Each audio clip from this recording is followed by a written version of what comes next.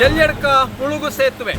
ನಾವಿವತ್ತು ಈಗ ಚೆಲ್ಯಡ್ಕದಲ್ಲಿದ್ದೇವೆ. ಇದು ಸಾಂಪ್ರದಾಯಿಕವಾದಂತಹ ಒಂದು ಮುಳುಗು ಸೇತುವೆ ಅಂತಲೇ ಒಂದು ಕುಖ್ಯಾತಿಯನ್ನು ಪಡೆದುಕೊಂಡಿರುವಂಥದ್ದು. ಪುತ್ತೂರು ತಾಲೂಕಿನ ಬೆಟ್ಟಂಪಡಿ ಗ್ರಾಮ ವ್ಯಾಪ್ತಿಯಲ್ಲಿ ಬರುವಂತಹ ಚೆಲ್ಯಡ್ಕ. ಇದು ಹಲವಾರು ವರ್ಷಗಳಿಂದ, ಇವತ್ತು ನಿನ್ನೆಯದಲ್ಲ, ಹಲವಾರು ವರ್ಷಗಳಿಂದ ಸಾಂಪ್ರದಾಯಿಕವಾಗಿ ಇದು ಪ್ರತಿ ವರ್ಷ ಮಳೆಗೆ ಒಂದಲ್ಲ ಎರಡಲ್ಲ 3 ಸಲ ಮುಳುಗಡೆಯಾದದ್ದು ಕೂಡ ಇದೆ.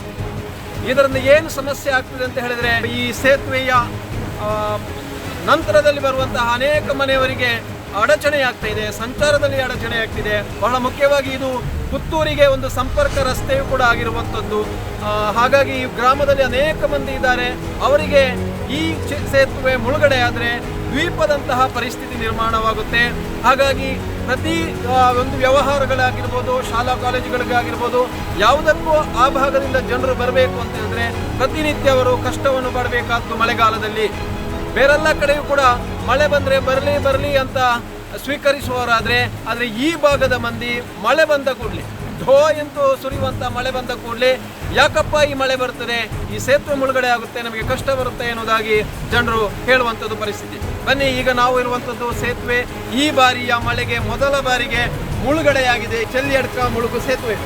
ಆ ಭಾಗದಲ್ಲಿ ರಸ್ತೆ ಇದು ಕಾಣ್ತಾ ಇರುವಂಥದ್ದು ಪುತ್ತೂರಿಗೆ ಸಂಪರ್ಕವಾಗುವಂಥದ್ದು. ಬೆಟ್ಟಂಪಾಡಿ ಕಡೆಯಿಂದ ಪುತ್ತೂರಿಗೆ ಸಂಪರ್ಕವಾಗುವಂಥದ್ದು ದೇವಸ್ಯ ಕುಂಜೂರು ಪಂಜ ಮಾರ್ಗವಾಗಿ ಅಜ್ಜಿಕಲ್ಲು ಪರ್ಲಡ್ಕ ರಸ್ತೆ ಇದು. ನೋಡಿ, ಆ ಭಾಗದಲ್ಲಿ ನೋಡೋದಾದರೆ ಒಂದಷ್ಟು ವಾಹನಗಳು ಕೂಡ ಬಂದು ನಿಂತು ಸೇತುವೆ ಮುಳುಗಡೆಯಾದ್ದನ್ನು ನೋಡಿ ತಿರುಗಿಸಿ ಮತ್ತೆ ಹೋಗುವಂಥದ್ದು ಪ್ರಮೇಯ. ಆದರೆ ಅವರು ತಿರುಗಿಸಿ ಹೋಗಿ ಪುನಃ ಈ ಕಡೆಗೆ ಬರಬೇಕು ಅಂತ ಹೇಳಿದರೆ ಪುತ್ತೂರಿಗೆ ಹೋಗಿ ಮತ್ತೆ ಬರಬೇಕಾಗುತ್ತೆ. ಇಂತಹ ಒಂದು ಸಂಕಷ್ಟ ಪರಿಸ್ಥಿತಿಯಲ್ಲಿರುವಂಥದ್ದು ಚೆಲ್ಯಡ್ಕದ ಈ ಭಾಗ. ಇದು ಈ ಬಾರಿಯ ಮೊದಲ ಬಾರಿಗೆ ಮುಳುಗಡೆಯಾಗಿರುವಂಥದ್ದು.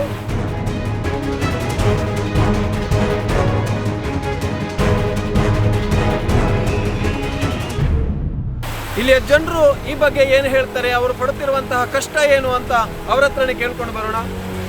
ಇಲ್ಲಿ ನಮ್ಮ ಕೃಷ್ಣ ಪ್ರಸಾದ್ ಆಳ್ವ ಇವರಿದ್ದಾರೆ. ಸರ್ ನಮಸ್ತೆ. ನಮಸ್ತೆ. ಮೊದಲ ಬಾರಿಗೆ ಮುಳುಗಡೆಯಾಗಿದೆ ಈ ಬಾರಿ. ಅನೇಕ ವರ್ಷಗಳಿಂದ ಇದು ಮುಳುಗಡೆ ಆಗಿದೆ. ಏನು ಮುಖ್ಯವಾಗಿ ಇದು ಈ ಥರ ಮುಳುಗಡೆ ಆಗಲಿಕ್ಕೆ ಕಾರಣ ಇದೆ? ಇದು ಚೆಲ್ಯಡ್ಕ ಸೇತುವೆ ಅಂದರೆ ಅದು ಇಡೀ ಪುತ್ತೂರು ತಾಲೂಕಿನಲ್ಲಿ ಒಂದು ಮರೀಚಿಕೆಯಾಗಿ ಉಳಿದಂತಹ ಒಂದು ಸೇತುವೆ. ಯಾಕಂದರೆ ಹಲವಾರು ವರ್ಷಗಳಿಂದ ಇದು ಮುಳುಗು ಸೇತುವೆಯಾಗಿ ಮುಳುಗಿ ಹೋಗ್ತಾ ಇದೆ. ಅನೇಕ ಶಾಸಕರು ಇಲ್ಲಿ ಆಗಮಿಸಿದ್ದಾರೆ, ಬಂದಿದ್ದರು. ಆದರೆ ಯಾವತ್ತು ಯಾವ ಮರೀಚಿಕೆ ಅಂದರೆ, ಯಾಕಂದರೆ ಇದೊಂದು ತಾಂತ್ರಿಕ ಅಡಚಣೆ ಕೂಡ ಇದರಲ್ಲಿತ್ತು. ಯಾಕಂದರೆ ಈ ಸೇತುವೆ ಇದು ಜಿಲ್ಲಾ ಪಂಚಾಯತ್ ರಸ್ತೆಯಾಗಿ ಮಾರ್ಪಾಡಾಗಿತ್ತು. ಅದನ್ನು ಕಳೆದ ಬಾರಿ ಹಲವಾರು ವರ್ಷಗಳಿಂದ ಅದು ಅಭಿವೃದ್ಧಿಯತ್ತ ನಮ್ಮ ಮಾಜಿ ಮುಖ್ಯಮಂತ್ರಿಗಳಾಗಿದ್ದರು ಸದಾನಂದ ಗೌಡರು, ಆಮೇಲೆ ಶಕುಂತಲಾ ಶೆಟ್ಟಿ ಆಗಿದ್ದರು, ರಾಮಭಟ್ರಾಗಿದ್ದರು, ವಿನಯಕುಮಾರ್ ಸೊರಕೆ ಆಗಿದ್ದರು. ಆದರೆ ಅದೊಂದು ತಾಂತ್ರಿಕ ಅಡಚಣೆಯಿಂದ ಇದು ಬಾಕಿಯಾಗಿತ್ತು. ಆದರೆ ಕಳೆದ ಬಾರಿಯಿಂದ ಮೊದಲು ಶಕುಂತಲಾ ಶೆಟ್ಟಿ ಅವರು 18 ರಸ್ತೆಗಳನ್ನು ಮೇಲ್ದರ್ಜೆಗೆ ಒಂದು ಪ್ರಸ್ತಾಪ ಮಾಡಿದ್ದರು. ಅದು ಕೂಡ ಈಗ ತಾನೇ ಅದು ಮೇಲ್ದರ್ಜೆ ಆಗಿದೆ ಅಂತ ಒಂದು ಸುದ್ದಿ ಇದೆ. ಯಾಕಂದರೆ ಜಿಲ್ಲಾ ಪಂಚಾಯತ್ ರಸ್ತೆಯನ್ನು PW ರಸ್ತೆಯಾಗಿ ಯಾವುದು ದೇವಸ್ಯ 𝐒𝐻 ರಸ್ತೆ ಆ ರೀತಿಯಾಗಿ ಆಗಿದೆ.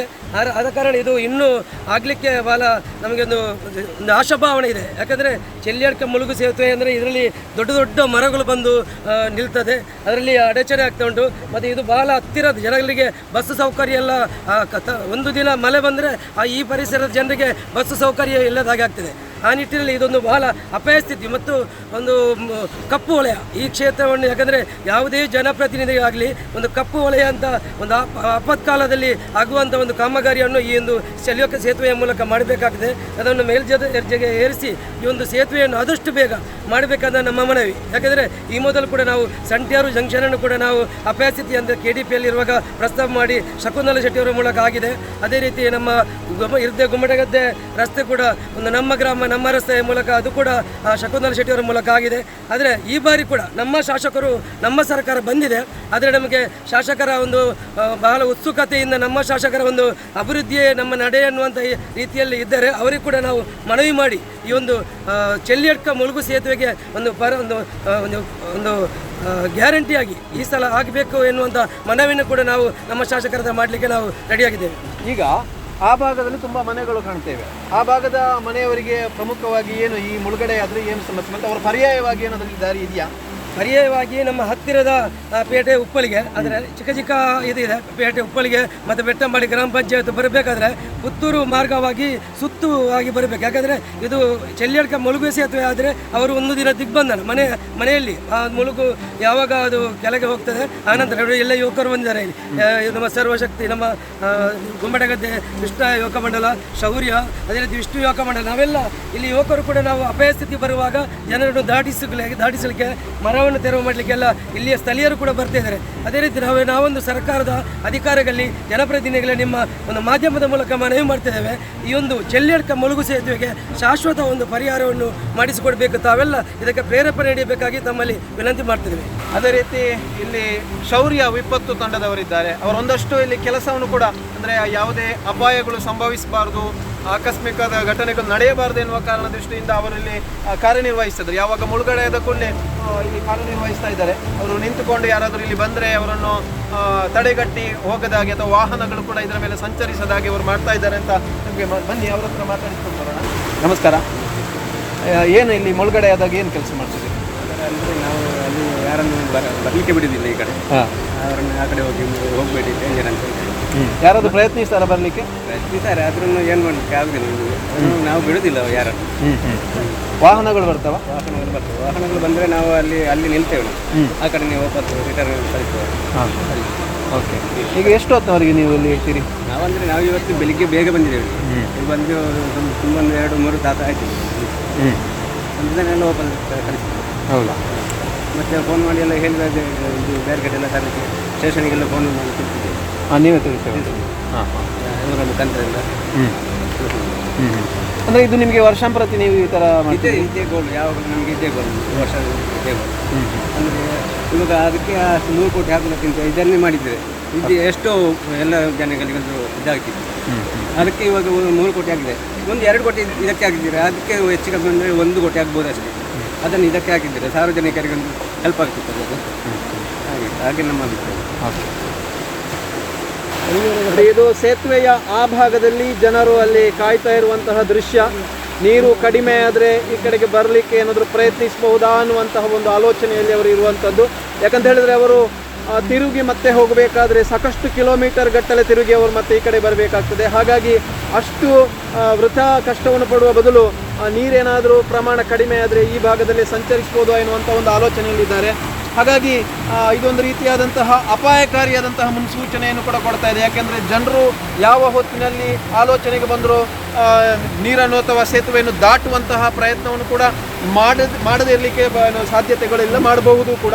ಹಾಗಾಗಿ ಅಪಾಯ ಇದೆ. ಇಲ್ಲಿ ಯಾವುದೇ ರೀತಿಯಾದಂತಹ ಮುಂಜಾಗ್ರತಾ ಕ್ರಮಗಳು ಕೂಡ ನಮಗೆ ಕಾಣ್ತಾ ಇಲ್ಲ. ಈಗಾಗಲೇ ಹೇಳಿದ ಹಾಗೆ ನಮಗೆ ಮಾಹಿತಿ ಲಭ್ಯವಾಗಿರುವ ಪ್ರಕಾರ ಪೊಲೀಸ್ ಇಲಾಖೆಯಿಂದ ಆಗಿರ್ಬೋದು ಅಥವಾ ಸಹಾಯಕ ಆಯುಕ್ತರು ಕೂಡ ಈಗಾಗಲೇ ಇಲ್ಲಿಗೆ ಬಂದು ಭೇಟಿ ಕೊಟ್ಟು ಹೋಗಿದ್ದಾರೆ ಮತ್ತು ಬ್ಯಾರಿಕೇಡನ್ನು ಅಳವಡಿಸಿ ಹೋಗಿದ್ದಾರೆ.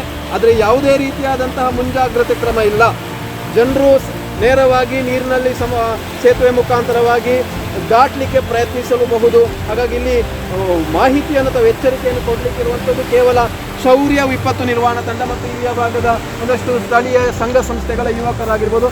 ಅವರು ಪ್ರತಿ ವರ್ಷ ಈ ಒಂದು ಎಚ್ಚರಿಕೆಯನ್ನು ಕಾರ್ಯವನ್ನು ನಿರ್ವಹಿಸ್ತಾ ಇದ್ದಾರೆ ಎನ್ನುವಂಥದ್ದು ಅವರು ಹೇಳಿರುವಂತಹ ಮಾಹಿತಿ.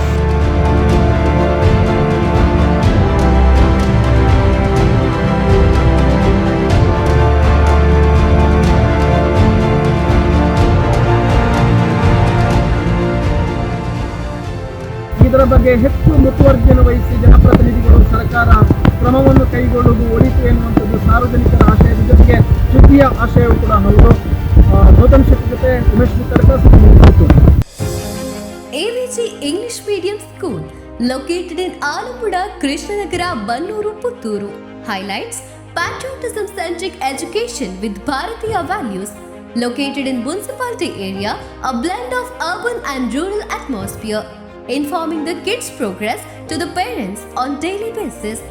Fine English environment in the classrooms. Effective communication with the parents.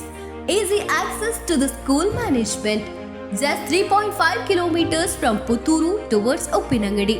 Personal attention to each kid. Admission open for 2023-24. AVG English Medium School and unit of AVG Educational and Charitable Trust Alambuda, Krishnanagar, Bannur, Puttur. Contact 7338085983 9448485983. ಸುದ್ದಿ channel, ಕ್ಷಣ ಕ್ಷಣದ ಸುದ್ದಿಗಾಗಿ.